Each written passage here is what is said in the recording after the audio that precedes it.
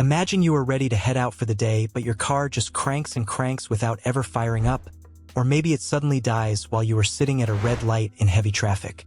That frustrating and potentially dangerous situation is exactly what happens when your vehicle triggers a P025A diagnostic trouble code.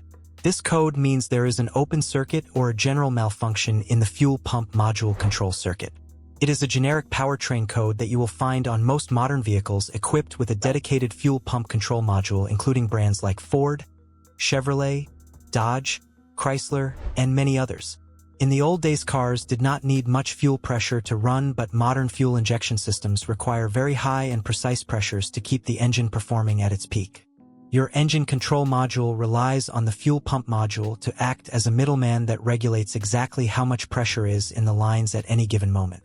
If the circuit opens up, the fuel pump cannot get the message to send gas to the engine, and since every engine needs air fuel and spark to run, you will be left stranded.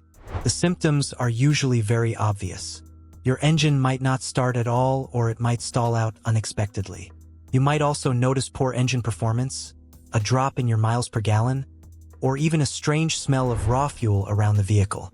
Common causes for this headache include a flat-out defective fuel pump module, a bad fuel pump, or even just a bunch of debris clogging the fuel pump screen.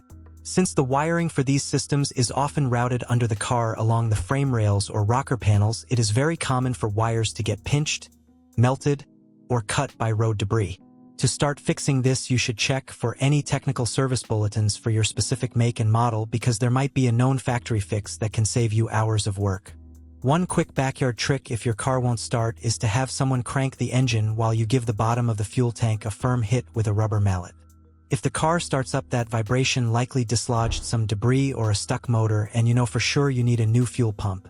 You should also check your fuses and relays, since a simple blown fuse can cause an open circuit code. If those are fine, grab your digital multimeter and check for power and ground at the fuel pump connector. If you are not comfortable working around volatile fuel and high-pressure lines, this is definitely the time to call a professional technician. Working with gasoline is dangerous, so make sure you are in a well-ventilated area and have the right safety gear before you dive into the fuel system.